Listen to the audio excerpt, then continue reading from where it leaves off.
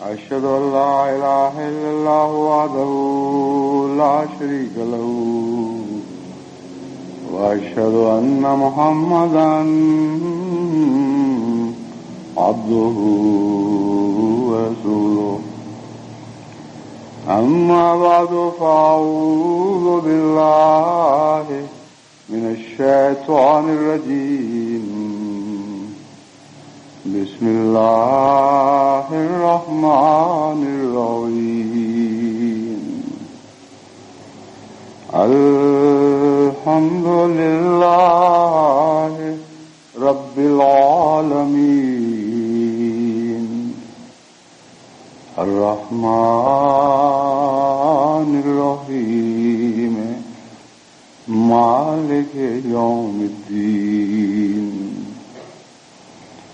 إياك نعبد وإياك نستعين اهدنا الصراط المستقيم صراط الذين أنعمت عليهم غير المغضوب عليهم ولا الضالين.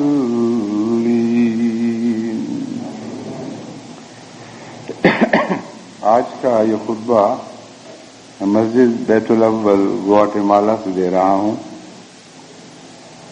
جیسا کہ احباب جماعت کو معلوم ہے، ایک لمبے عرصے سے قرآنی دعاؤں کے مضمون پر خطبات کا سلسلہ جاری ہے.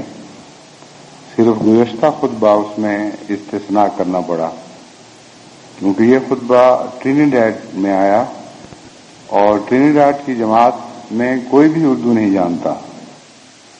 اس لیے جماعت کی خواہش یہ تھی کہ چونکہ پہلی دفعہ تاریخ میں ہمیں موقع ملا ہے کہ ہم آپ سے براہ راست بات سن سکیں، اس لیے ہماری خاطر اس دفعہ استثناء کر دیں اور ہمیں مخاطب کرتے ہوئے ہمارے مسائل کو پیش نظر رکھ کر خطبہ دیں.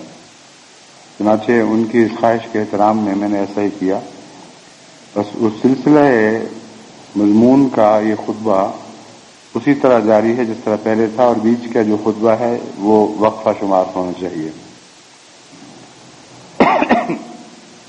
یہ دعا جو میں اب پڑھ کے سنانے لگا ہوں سورہ النمل کی آیت 45 سے لی ہے. اس میں ملکہ سبا، جس کا نام بلقیس بیان کیا جاتا ہے، اس نے یہ دعا کی کہ رب انی ظلمت نفسی واسلمت مع سلیمان للہ رب العالمین، کہ اے میرے رب، میں نے اپنی جان پر ظلم کیا اور میں آج سلیمان کے ساتھ اس کے رب پر ایمان لاتی ہوں. اس سے پہلے جب ملکہ بلقیس حضرت سلیمان کے پاس حاضر ہوئی تھی تو اس نے یہ کہا تھا کہ ہم نے تو جب پیغام سنا تھا اسی وقت ہی مسلمان ہو گئے تھے. تعجب یہ ہے کہ پھر دوبارہ اسلام لانے کا کیا مطلب ہے؟ اصل واقعہ یہ ہے کہ حضرت سلیمان سمجھتے تھے کہ ایک منہ کی بات ہے، حقیقت میں ان کو ابھی اسلام کا علم نہیں. اسلام لانے اور اسلام میں ترقی کرنے میں ایک فرق ہے. بس حضرت سلیمان نے اس کا ایک امتحان لیا، اور امتحان ہی نہیں بلکہ اس امتحان کے ذریعے ایک پیغام دیا. آپ نے اسے ایک ایسے کمرے میں ملاقات کا وقت دیا جس کا فرش شیشے سے جڑا ہوا تھا اور دیکھنے والے کو دھوکہ لگتا تھا کہ اس میں یہ پانی ہے، شیشہ نہیں ہے. چنانچہ ملکہ جب اس میں داخل ہوئی تو اس نے اپنے کپڑے بے اختیار اسی طرح سمیٹ لیے جس طرح پانی میں داخل ہوتے وقت ہر انسان طبعاً اپنے کپڑے سمیٹتا ہے. اس پر جب اس کو احساس ہوا کہ کیا غلطی ہوئی ہے تو پھر وہ سمجھی کہ دراصل مجھے یہ پیغام ہے کہ جو ظاہری چمک ہے یہ کوئی حقیقت نہیں رکھتی، اس کے پیچھے ایک اور پیغام ہے اور وہ خدا تعالیٰ ہے. بس سنت کی چمک دمک سے دھوکہ نہیں کھانا چاہیے.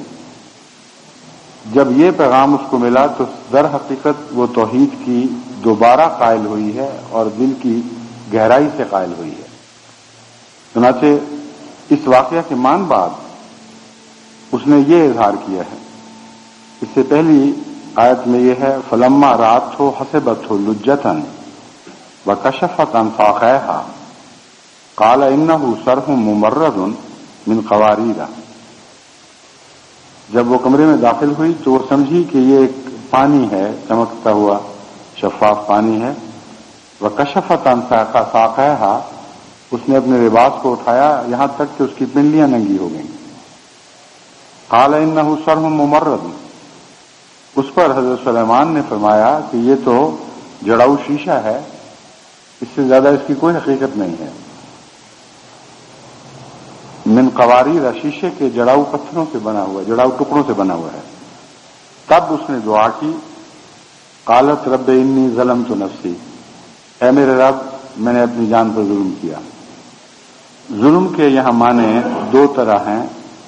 ایک تو ظلم اور شرک کو قرآن کریم نے ہم معنی قرار دیا ہے، اور چونکہ وہ مشرک قوم سے تعلق رکھتی تھی اور حقیقت میں اب اس کو توحید کا سچا علم ہوا تھا، اس لیے ظلمتوں سے معنی یہ ہیں کہ اس سے پہلے میں ایک مشرکانہ زندگی بسر کرتی تھی، میں اس سے توبہ کرتی ہوں.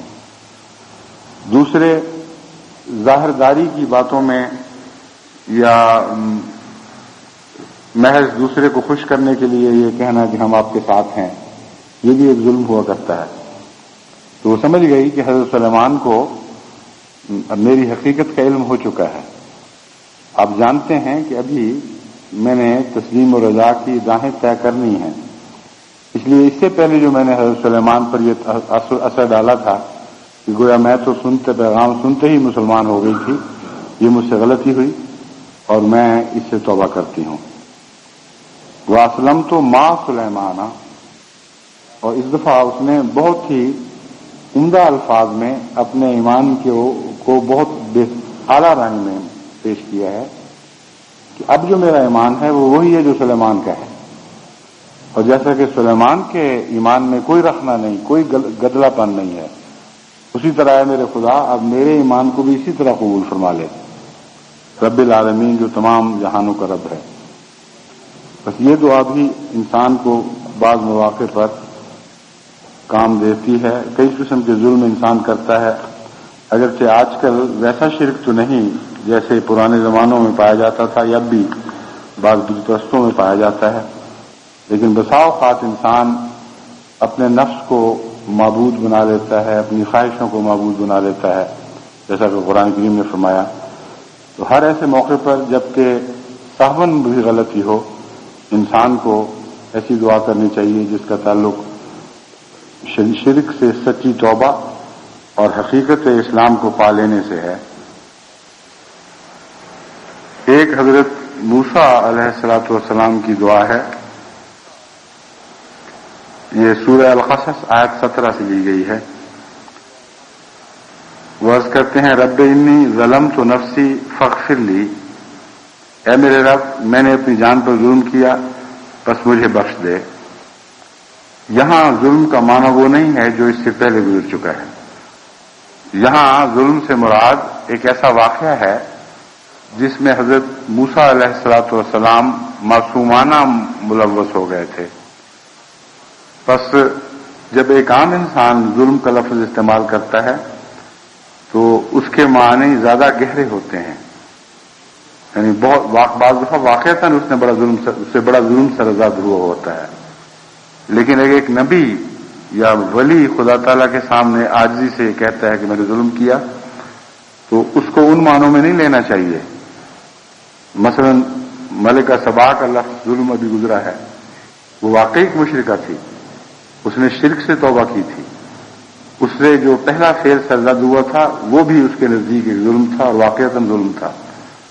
لیکن حضرت موسیٰ علیہ الصلوۃ والسلام جس ظلم کی توبہ کر رہے ہیں اس سے مراد یہ ہے کہ آپ نے ایک ہم قوم کو ایک ظالم قوم کے ہاتھوں مار کھاتے ہوئے دیکھا، اس کی مدد کے لیے آگے بڑھے. آپ یہ سمجھتے تھے کہ یہ شخص مظلوم ہے اور طاقتور قوم کا فرد اس پر ظلم کر رہا ہے. چونکہ آپ بہت طاقتور تھے، آپ نے جب اس کو مکہ مارا تو ایسی جگہ لگ گیا، مثلا بعض دفعہ کن پٹی پر لگ جاتا ہے، کسی اور نازک جگہ پر، کہ اس سے انسان کی جان بھی نکل جاتی ہے. تو قرآن کریم کے بیان کے مطابق حضرت موسیٰ نے جب مکہ مارا تو اس کا وقت آ گیا تھا، اس نے دم توڑ دیا، اور اس وجہ سے حضرت موسیٰ علیہ الصلوۃ والسلام ڈرتے رہے اور توبہ کرتے رہے. چنانچہ آپ نے عرض کیا رب انی ظلمت نفسی فاغفر لی، اے میرے رب میں نے اپنی جان پر ظلم کیا پس مجھے بخش دے.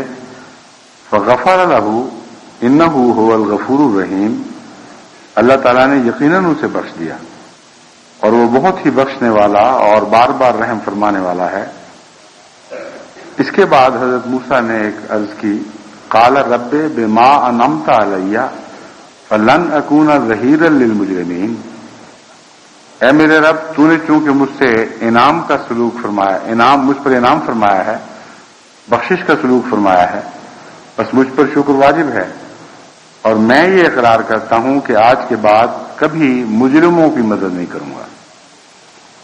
اس میں ایک پیغام ہے ہر دعا کرنے والے کے لیے.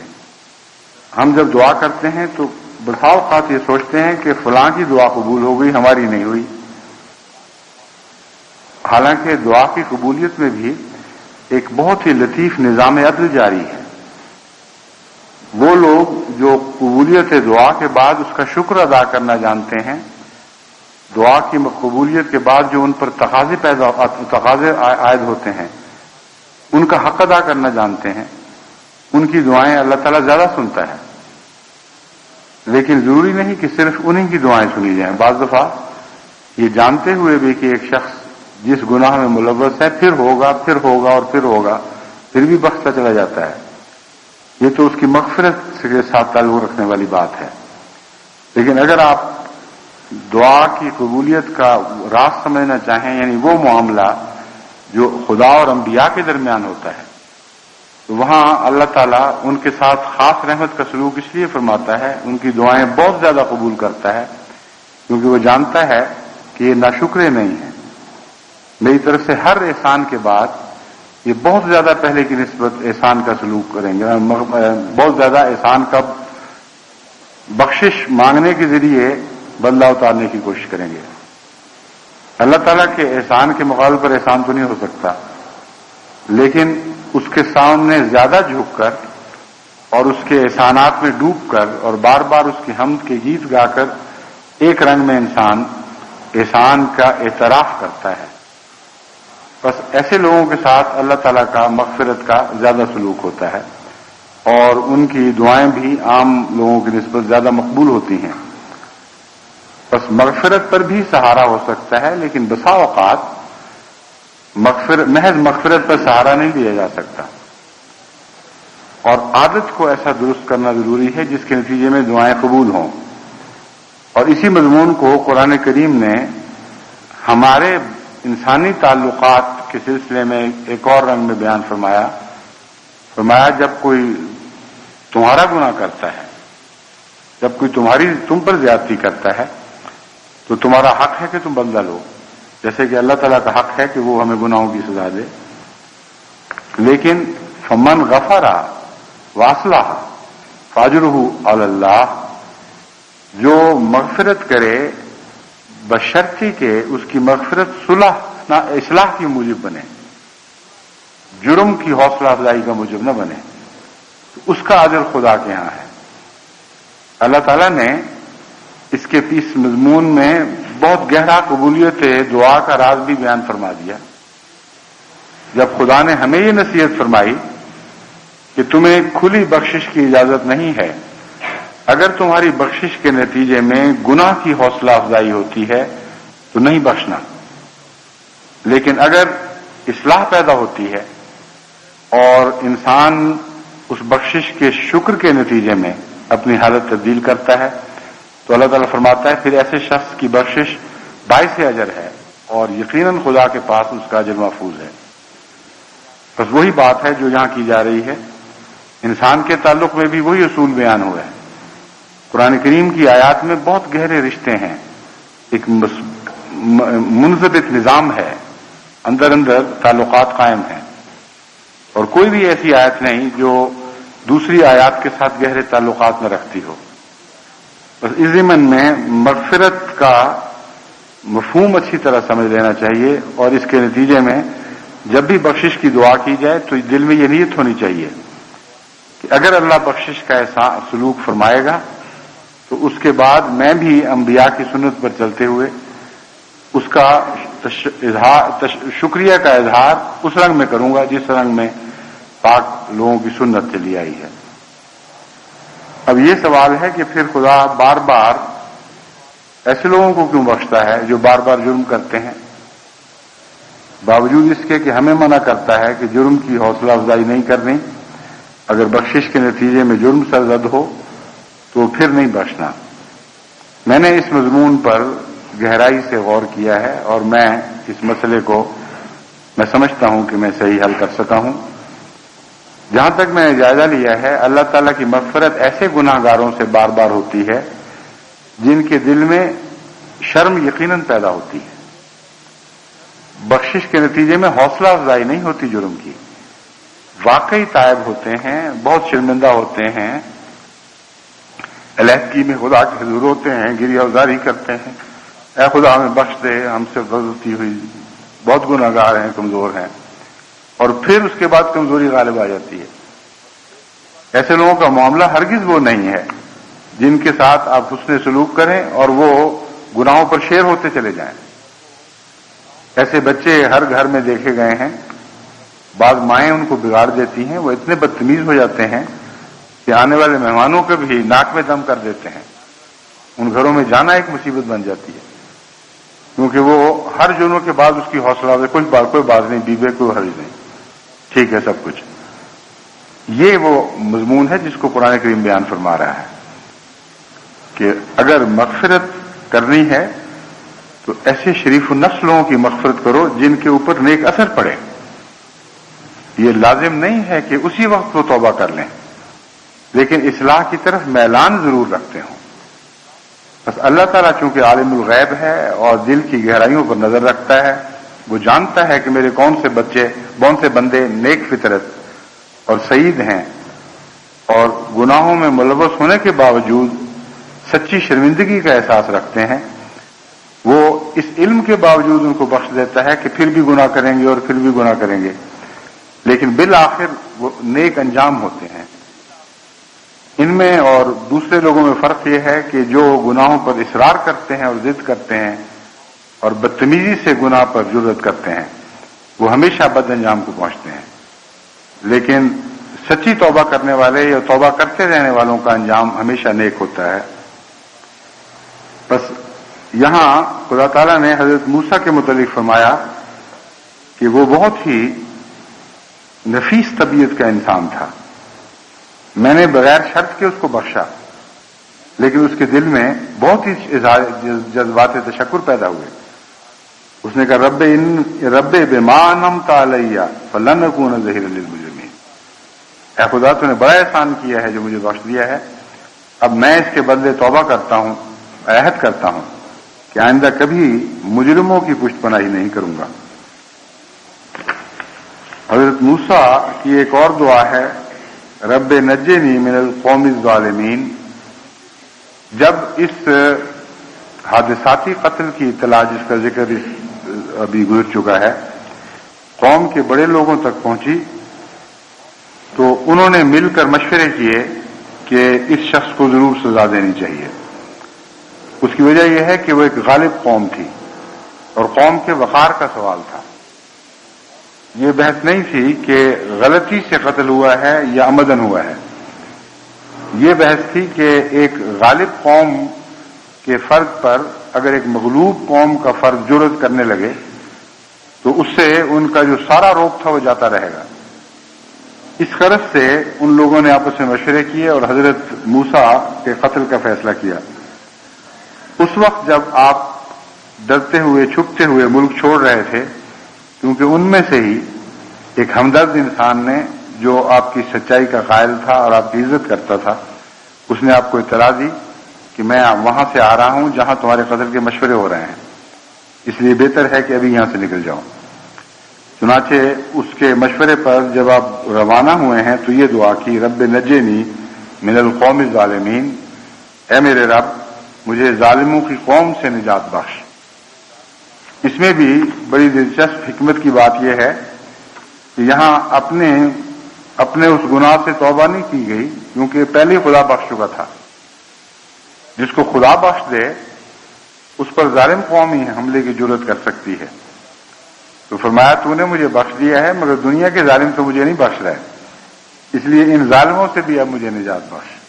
چنانچہ اللہ تعالیٰ نے آپ کو نجات بخشی، اور اس سے اگلی دعا اسی تسلسل کی ہے۔ اسی سے آگے سورہ چند 3 آیات بعد، یعنی سورہ القصص کی 22ویں آیت میں یہ دعا ہے، رب نجنی من القوم الظالمین، اور آیت 25ویں میں یہ دعا ہے، رب انی لما انزلت الی من خیر فقیر، اے میرے رب جو بھی تو خیرات میری جھولی میں ڈال دے میں اسی کا فقیر ہوں۔ یہ بہت دلچسپ موقع ہے۔ حضرت موسیٰ علیہ الصلوۃ والسلام ہجرت کر کے مدین کی قوم کی طرف گئے، جہاں حضرت شعیب کے متعلق بیان کیا جاتا ہے کہ آپ اس وقت خدا تعالیٰ کے اس قوم کے لیے نبی تھے، اور دونوں ہم اثر ہیں۔ حضرت شعیب کی 2 بیٹیاں تھیں، ان کا بیٹا کوئی نہیں تھا۔ حضرت شعیب کی بیٹیاں قوم کے پنگھٹ پر پانی بھرنے کے لیے آئی ہوئی تھیں، اور چونکہ بہت سے مرد تھے اس لیے وہ شرما کر ایک طرف کھڑی رہیں اور انتظار کرتی رہیں کہ کب ان کی باری آئے تو وہ اپنا پانی اپنے گھڑے بھریں۔ حضرت موسیٰ علیہ الصلوۃ والسلام ایک دیوار یا درخت کے سائے تلے بیٹھے دیکھ رہے تھے۔ آپ چونکہ بہت مضبوط قوی حیثیت انسان تھے اور دل میں گہری ہمدردی بھی تھی، آپ اٹھے اور ان سے ان کے برتن لیے اور مردوں کو ہٹاتے ہوئے جا کر ان کا پانی بھرا اور ان کے سپرد گھڑے کر دیے۔ واپس آ کر وہیں بیٹھ گئے، اور چونکہ آپ کی عادت نہیں تھی کہ کسی کے سامنے ہاتھ پھیلائیں، کسی سے مدد مانگیں، یہ احسان کا سلوک کرنے کے بعد ان کی طبیعت دعا کی طرف مائل ہوئی، اور معلوم ہوتا ہے اس احسان کے نتیجے میں دل سے یہ دعا اٹھی ہے، کیونکہ آپ اس دعا کے مضمون کو غور سے سنیں تو اس کے پیدا کرنے کے لیے کوئی محرک ہوا ہے۔ چنانچہ وہ محرک یہ تھا کہ آپ نے ایک بے یار و مددگار بچیوں پر احسان کیا، اور پھر خیال آیا کہ میں بھی تو خدا کے حضور بے یار و مددگار پڑا ہوں، کیوں نہ خدا سے عرض کروں کہ میری مدد کرے۔ چنانچہ دعا بہت ہی دردناک ہے اور بہت ہی دل پہ اثر کرنے والی ہے۔ ایک دفعہ مجھ سے ایک انگلستان میں ایک بڑی تقریب کے بعد جب میری تقریر ختم ہوئی تو بعض ملنے والے آئے، ان میں ایک شہزادی بھی تھی کسی ملک کی۔ اس نے بعض قرآن کریم کی آیات سنی، بہت دل پہ اثر ہوا، تو مجھ سے اس نے کہا کہ سارے قرآن کریم میں سے کوئی ایک دعا جو آپ کو بہت پسند ہے وہ مجھے لکھ دیں، میں آئندہ اپنی زندگی کا وظیفہ بناؤں گی۔ چنانچہ میں نے اس کو یہ دعا لکھ کے دی اور پھر سمجھایا کہ کیوں مجھے یہ دعا پسند ہے۔ اس دعا میں ہر چیز خدا پر چھوڑ دی گئی ہے، کچھ نہیں مانگا گیا، صرف یہ کہا گیا ہے رب انی لما انزلت الی من خیر فقیر، اے خدا میں محتاج ہوں، تجھے پتا ہے کہ میں کس چیز کا محتاج ہوں، میں کیا کیا بتاؤں۔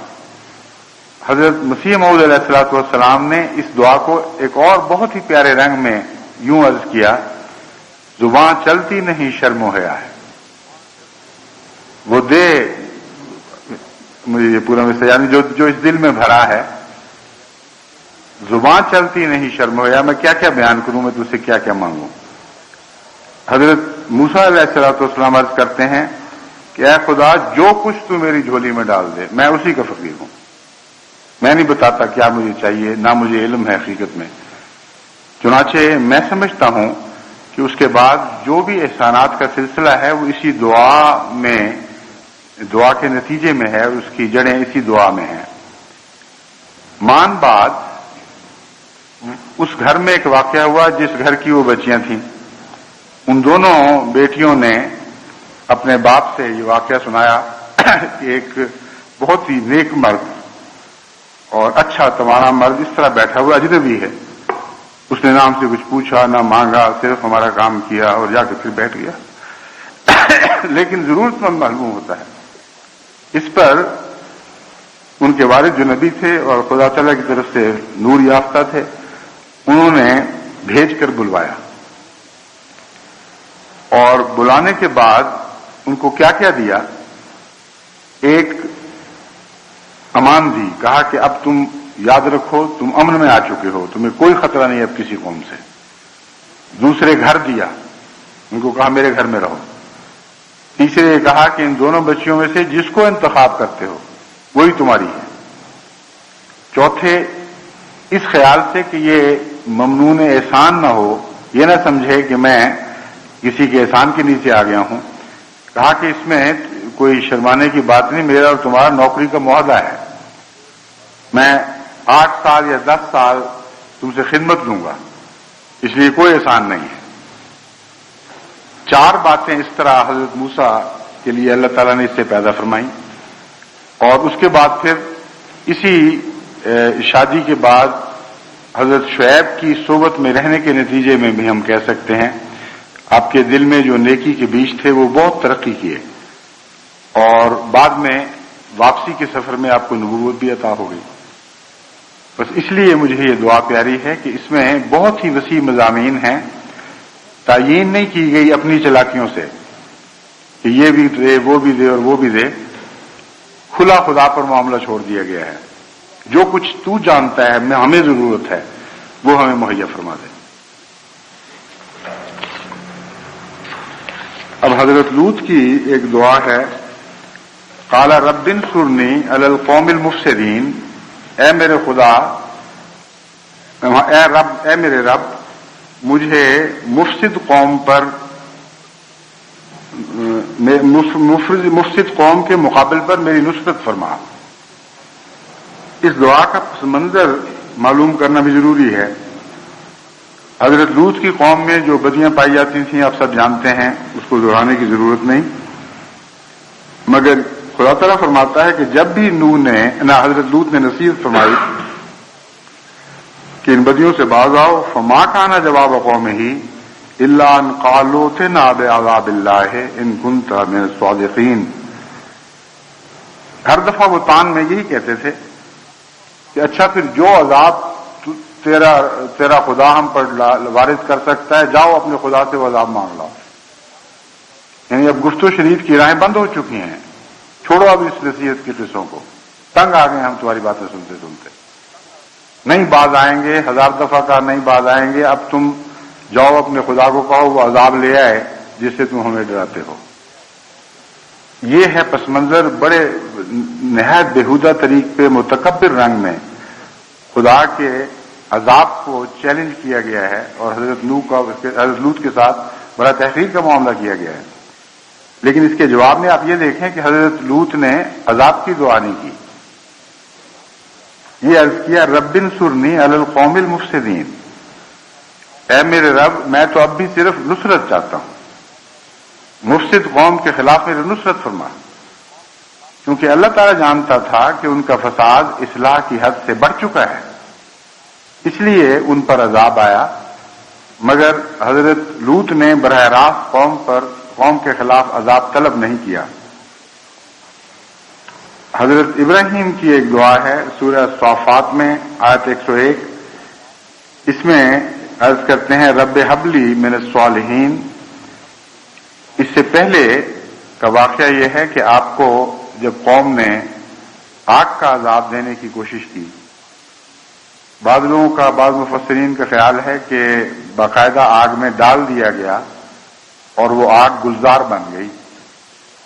حضرت مسلم موعود رضی اللہ تعالیٰ عنہ اسے روحانی محاوروں کے طور پر بیان فرماتے ہیں اور کہتے ہیں کہ دراصل ہر نبی کے لیے ایک مخالفت کی آگ بھڑکائی جاتی ہے، اس آگ ہی میں سے وہ گلزار ظاہر ہوتا ہے جو ان کی مقبولیت کی صورت میں اور ان کی آخری فتح کی صورت میں خدا تعالیٰ کی طرف سے ان کو انعام ملتا ہے۔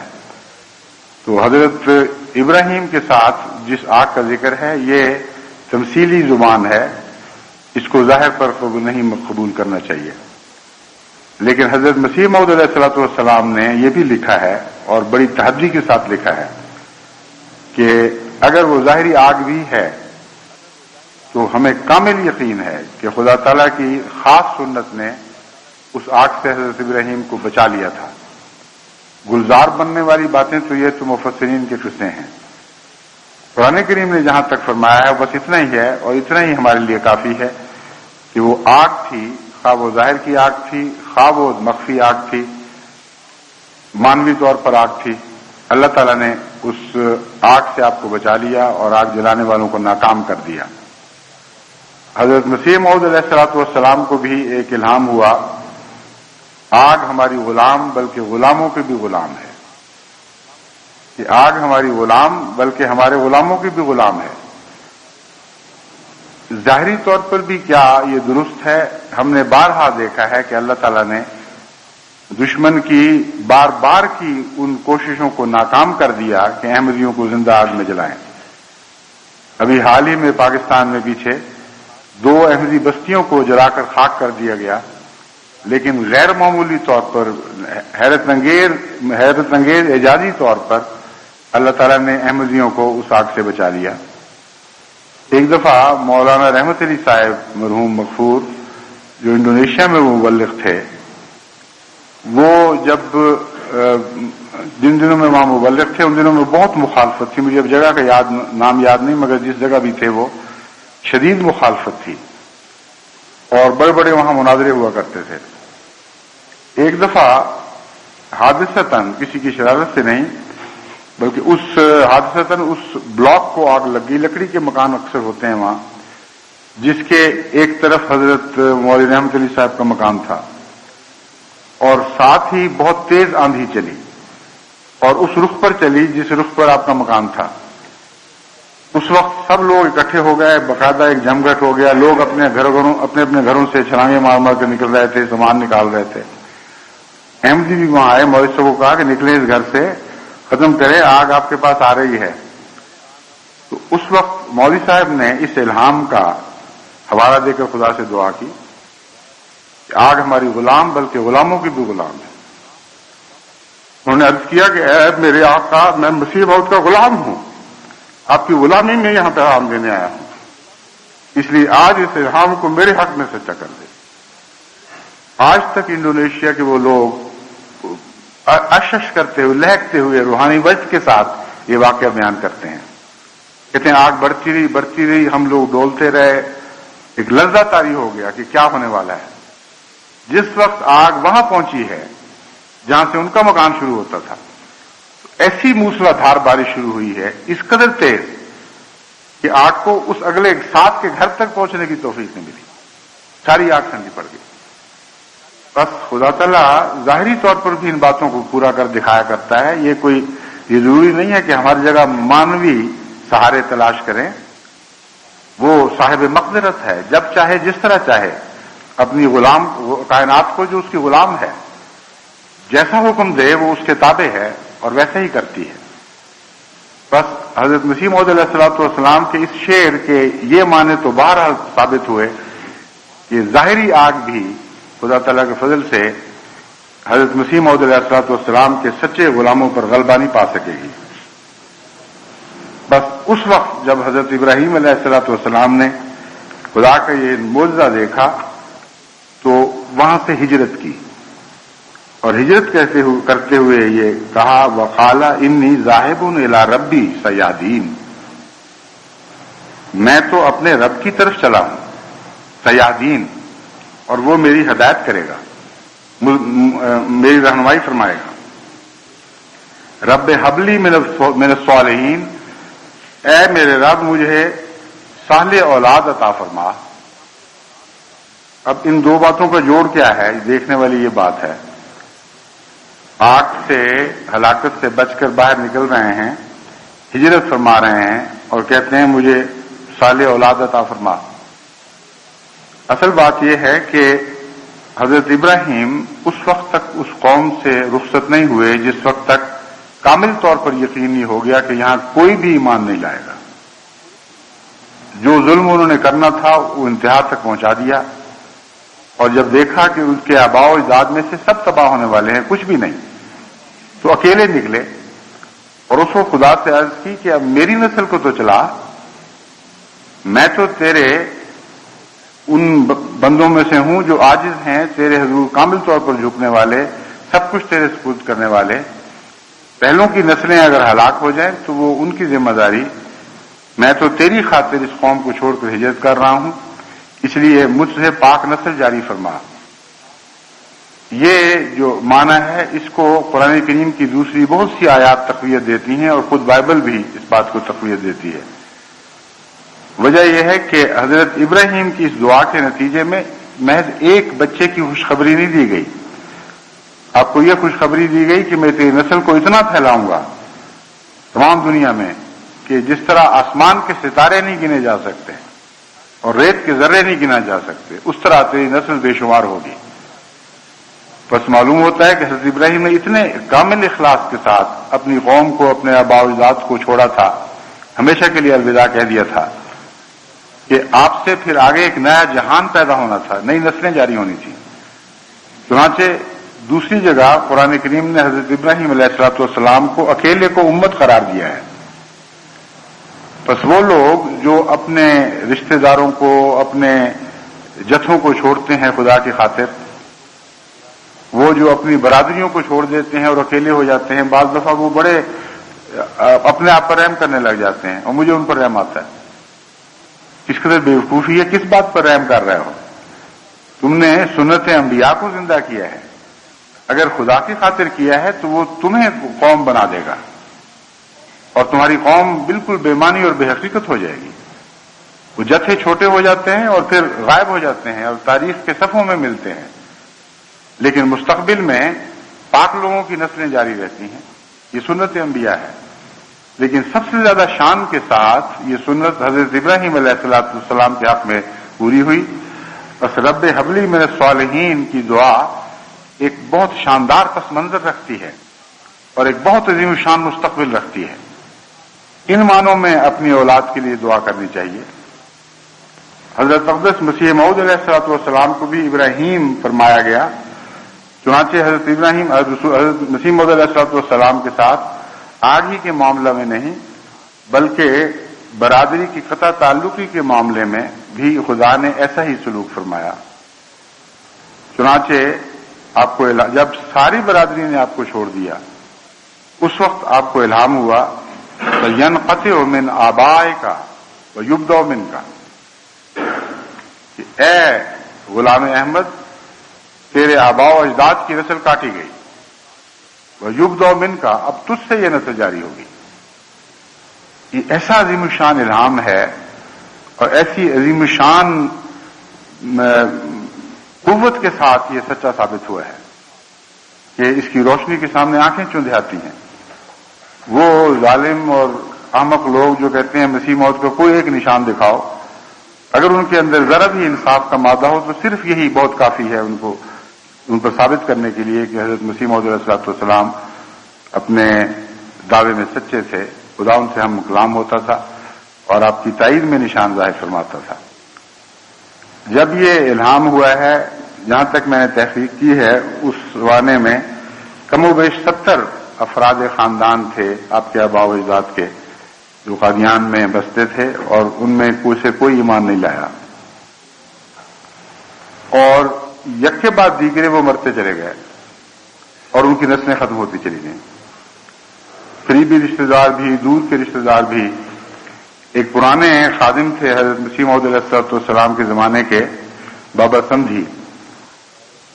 وہ ہمارے ساتھ ایک دفعہ ڈلہوزی بھی گئے خدمت کے لیے. بڑی عمر تھی لیکن پھر بھی جسم میں توانائی تھی. ان سے ہم بعض دفعہ پرانی باتیں سنا کرتے تھے، تو بڑے مزے سے وہ قصے سناتے تھے. کہتے تھے کہ حضرت مسیح موعود کے مخالفین کی جو حویلی تھی، وہاں یک کے بعد دیگرے تارے ہی پڑتے چلے گئے. پہلے وہ گھر بیواؤں سے بھر گیا، پھر ان کے بچے مرنے شروع ہوئے، رفتہ رفتہ وہ خالی ہو گئی۔ کہتے ہیں مرزا نظام الدین صاحب یا مرزا نظام الدین صاحب کا ذکر ہے، مرزا گل محمد کے والد، وہ آخری عمر میں بہت کمزور ہو گئے تھے، دماغ پر بھی اثر تھا صدموں کا، تو میں ان کو دبایا کرتا تھا، یعنی بابا سندھی کہتے ہیں مجھے کبھی کہتے تھے فلاں بی بی کو بلا کے لاؤ، فلاں بی بی کو بلا کے لاؤ، ہر دفعہ میں جواب دیتا تھا کہ میں کس کو بلا کے لاؤں، اس کے کمرے میں بھی تالا پڑ گیا، میں کس کو بلا کے لاؤں، اس کے کمرے میں بھی تالا پڑ گیا۔ بہت ہی دردناک منظر ہے، لیکن خدا کی یہ شان ظاہر ہوئی ہے خود ان کی بدنصیبی کے نتیجے میں۔ انہوں نے حضرت مسیح موعود علیہ الصلوۃ والسلام جیسا گوہر اپنے اندر پا کر اس کی قدر نہیں کی اور آپ کو مٹانے کی کوشش کی۔ بس جو خدا کے پاک بندوں کو مٹانے کی کوشش کرتا ہے بالآخر ضروری نہیں کہ ہمیشہ اسی وقت، لیکن بسا اوقات ایسا ہوتا ہے کہ خدا یہ فیصلہ کرتا ہے کہ ان کو مٹا دیا جائے اور پھر ان کو کوئی بچا نہیں سکتا۔ مرزا نظام الدین کا ایک بیٹا زندہ رہا جن کا نام مرزا گل محمد ہے، اور ان کی نسل میں اب تک احمدیت ہے، اور خدا کی یہ شان ہے کہ ان کو اس لیے زندہ رکھا گیا کہ انہوں نے احمدی ہو جانا تھا۔ کوئی شخص ایسا زندہ نہیں رہا جس نے احمدی نہیں ہونا تھا، اسی کو زندہ رکھا گیا جس نے احمدی ہونا تھا۔ حضرت مسیح موعود علیہ الصلوۃ والسلام کے اپنے بیٹوں میں سے دو تھے، ایک مرزا سلطان احمد اور ایک مرزا فضل احمد۔ اس وقت دونوں میں سے کوئی بھی آپ پر ایمان نہیں لایا تھا، اسی کو زندہ رکھا گیا اور اسی کی نسل جاری رکھی گئی جس نے ایمان لانا تھا، یعنی مرزا سلطان احمد اور مرزا فضل احمد اسی طرح بے اولاد لاول اس دنیا سے رخصت ہو گئے۔ بہت ہی تفصیل کے ساتھ میں نے جائزہ لیا ہے، ہر واقعہ میں ایک عظیم نشان پوشیدہ ہے۔ ایک صاحب اولاد ہونے کی طاقت رکھتے تھے، شادی کرنا چاہتے تھے، لیکن وہ دماغ میں ایک ایسا دورہ پڑا کہ فقیر بن گئے، اور فقیر بننے کے بعد خود اپنے آپ کو اولاد کی اہلیت سے ہمیشہ کے لیے معروم کر لیا۔ حضرت مرزا بشیر احمد صاحب رضی اللہ تعالیٰ عنہ بسا اوقات یہ واقعہ سنایا کرتے تھے، کہتے تھے کہ رحم آتا تھا ان کی حالت دیکھ کے، یوں لگتا تھا کہ وہ دیواروں سے سر ٹکرائیں گے۔ کہا کرتے تھے میں نے کیا کر لیا اپنے اوپر، کیا ظلم کر بیٹھا ہوں، کاش مجھ میں طاقت ہوتی اور میں شادی کرتا اور میری اولاد جب ہوتی، لیکن خدا کی تقدیر کے نیچے تھے۔ اور اسی طرح حضرت ابراہیم علیہ الصلوۃ والسلام کے آباء و اجداد کی نسل کاٹے جانے کا فیصلہ ہو چکا تھا۔ معلوم ہوتا ہے حضرت ابراہیم کو پتا تھا، مجھے تو یقین ہے کہ خدا نے الہامن خبر دی تھی کہ یہ واقعہ ہے، تم جس جگہ سے رخصت ہو رہے اب یہاں کوئی باقی نہیں بچے گا، یہ ساری نسلیں ختم ہونے والی ہیں۔ اس وقت حضرت ابراہیم نے دعا کی رب ہب لی من الصالحین، اے خدا مجھے نسل دے مگر نیک نسل دے، بد نسل کا میں مطمئن نہیں ہوں، مجھ سے آئندہ نیک نسلیں جاری ہوں۔ اور دیکھیں دعا کتنی گہری تھی کہ حضرت محمد مصطفیٰ صلی اللہ علیہ وآلہ وسلم بھی آپ ہی کی نسل میں پیدا ہوئے۔ بس محض دعا کے لفظوں کی بات نہیں ہوا کرتی، خدا کی نظر دل دعا کی گہرائی پر پڑتی ہے، دل میں کتنی گہرائی سے اٹھی ہے، کس جذبے کے ساتھ اٹھی ہے، کس درد کے ساتھ اٹھی ہے، کس اخلاص اور اثار کی روح کے ساتھ اٹھی ہے۔ یہ ساری باتیں ہیں جو دعا کو طاقت بخشتی ہیں، اور پھر نیک اعمال دعا کو طاقت بخشتے ہیں۔ اللہ تعالیٰ فرماتا ہے کلمہ طیبہ خدا ہی کی طرف رفع کرتا ہے، مگر نیک اعمال اس کو طاقت مہیا کرتے ہیں، پمپ کر کے نیک اعمال اس کلمے کو اوپر اٹھاتے ہیں۔ تو اسی طرح دعاؤں کا حال ہے، یہ ساری باتیں جذبات دل کے اور نیک اعمال مل کر دعاؤں میں ایک غیر معمولی طاقت پیدا کر دیتے ہیں، اور قوموں کے مستقبل ان دعاؤں سے بنتے ہیں۔ وَحَبْلِ مُلْكًا، اور میرے لیے مجھے ایک ایسی سلطنت عطا فرما، ایک ایسا عظیم ملک عطا فرما، لا ينبغي لأحد من بعدی، کہ میرے بعد پھر کبھی کسی کو نصیب نہ ہو۔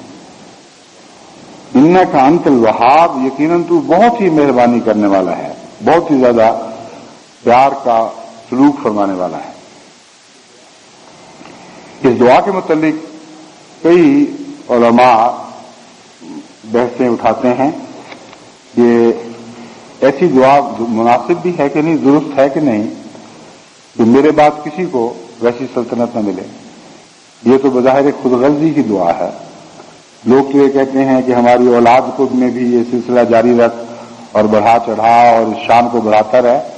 حضرت سلیمان نے ایک ایسی دعا کی اور پھر دعا بھی ایسی جو بد دعا بن کر بعد میں ظاہر ہوتی ہے. چنانچہ حضرت سلیمان کی تاریخ سے پتہ چلتا ہے کہ آپ کے بعد نہ نسل میں نبوت رہی، نہ اس رنگ میں وہ بادشاہت رہی. بنی اسرائیل کی حکومت کا سب سے شاندار دور تھا سلیمان کا دور. بنی اسرائیل کی حکومت کا سب سے زیادہ شاندار دور تھا. آپ نے آنکھیں بند کی تو فتنے شروع ہوئے اور سلطنت دو حصوں میں بٹ گئی. اور آپ کی نسل کے حصے میں چھوٹی سلطنت آئی، لیکن فلسطین اسی کا حصہ تھا. اسی کو جوڈا کہا جاتا ہے.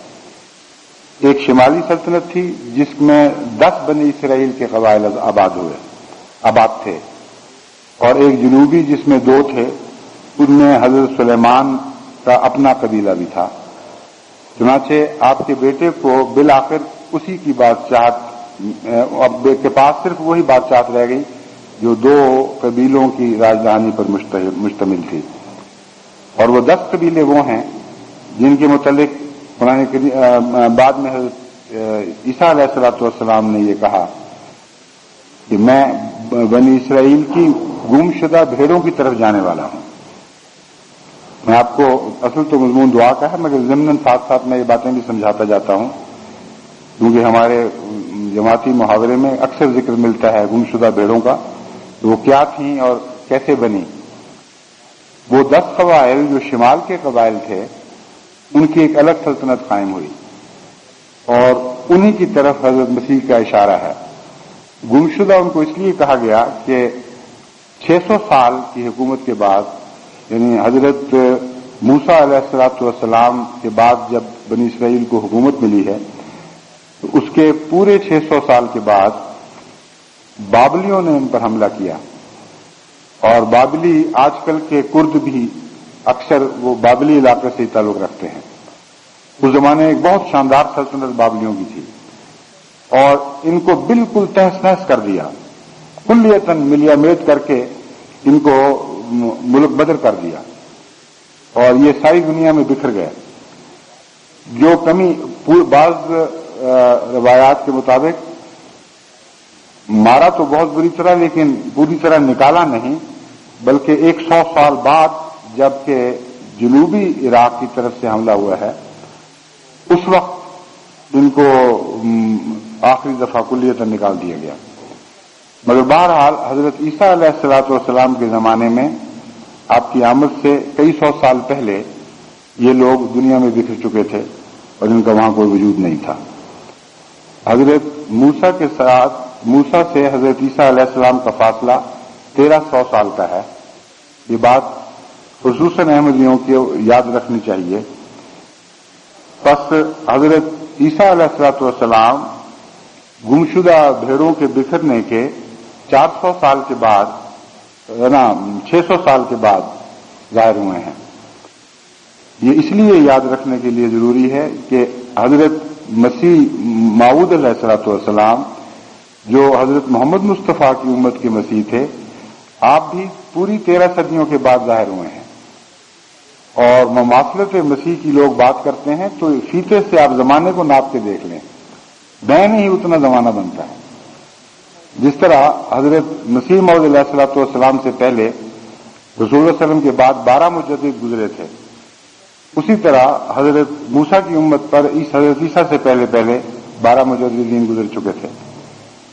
بہرحال یہ قوم کا ایک حصہ اس زمانے میں بکھرا تھا. اب دیکھنا یہ ہے کہ کیا حضرت سلیمان نے خود اپنے بچوں کے لیے اور اپنی قوم کے لیے بد دعا کی تھی؟ اس کے متعلق قرآن کریم اشارہ کر رہا ہے اس سے پہلی آیت میں کہ اصل واقعہ کیا تھا. پہلی آیت یہ ہے وَلَقَدْ فَتَنَّا سُلَيْمَانَ وَأَلْقَيْنَا عَلَىٰ كُرْسِيِّهِ جَسَدًا ثُمَّ أَنَابَ، کہ ہم نے سلیمان کو آزمائش میں ڈالا، فتنے میں ڈال دیا. وَأَلْقَيْنَا عَلَىٰ كُرْسِيِّهِ جَسَدًا، اور اس کے تخت پر ایک لاشے کو لا بٹھایا. ثم اناب، اس کے نتیجے میں وہ بار بار خدا کے حضور جھکا اور مغفرت مانگی اور توبہ کی۔ بہت ہی افسوسناک بات یہ ہے کہ بہت سے غیر احمدی مفسرین اس کی تفسیر یہ کرتے ہیں کہ حضرت سلیمان سے گناہ سرزد ہوا اور آپ نے اپنے بستر پر ایک عورت ڈال دی، نعوذ باللہ من ذالک۔ بہت ہی جاہلانہ تفسیریں ہیں یہ۔ تفسیریں دیکھ کر تو بار بار حضرت مسیح موعود علیہ السلام کے لیے دعائیں دل سے نکلتی ہیں، کس طرح ہمیں اندھیروں سے روشنی میں نکالا ہے۔ اور اگر یہ بات تھی تو اچانک اس کے بعد اپنی قوم پر بددعا کرنے کی کیا ضرورت تھی؟ اگر نعوذ باللہ من ذالک کوئی گناہ ہی سرزد ہوا تھا تو اس گناہ کا بدلہ اپنی قوم کو، اپنے بچوں کو دینا تھا کہ یہ دعا کرتے کہ اچھا چونکہ مجھ سے غلطی ہو گئی ہے اب اس لیے میری اولاد اور میری نسلوں کو اس کی سزائیں دے اور سارے بنی اسرائیل کو اس کی سزا دے اور یہ ملک تباہ کر دے میرے بعد۔ ہرگز یہ بات نہیں ہے۔ آپ کو جب خدا نے خبر دے دی کہ تیری اولاد اس لائق نہیں ہے کہ وہ تیری تخت نشین ہو، نالائق اولاد آنے والی ہے، تو اس وقت آپ نے یہ کہا کہ اے خدا میں تو نبی ہوں اور نبوت کے ساتھ ملوکیت کرتا رہا ہوں اور پورے انصاف اور تقوی کے ساتھ حکومت کے حقوق ادا کرتا رہا ہوں۔ اگر ایک نالائق کے سپرد یہ ساری قومیں کر دی گئیں تو وہ تو بہت ظلم کرے گا۔ ہرگز وہ اس لائق نہیں ہے کہ ایسی شاندار حکومت اس کے سپرد کی جائے۔ بس اس عاجزانہ دعا کے نتیجے میں جو تقوی پر مبنی تھی، خدا تعالیٰ نے آپ کے بعد پھر اس حکومت کو اس طرح جاری نہیں رہنے دیا۔ یہ آخری حکومت ہے جس میں نبوت اور دنیاوی حکومت اکٹھے تھے، ایک دوسرے کے ساتھ ملے ہوئے تھے۔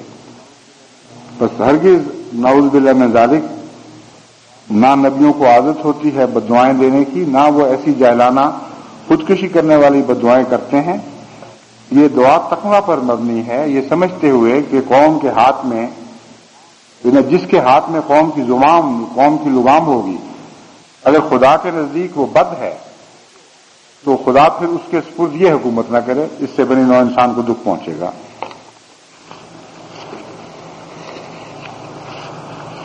اب چونکہ وقت زیادہ ہو رہا ہے اور اس کا ترجمہ بھی ہونا ہے، انشاءاللہ تعالی باقی دعاؤں کے مضمون کا سلسلہ جاری رکھتے ہوئے آئندہ خطبے میں جہاں سے چھوڑا ہے وہاں سے شروع کروں گا۔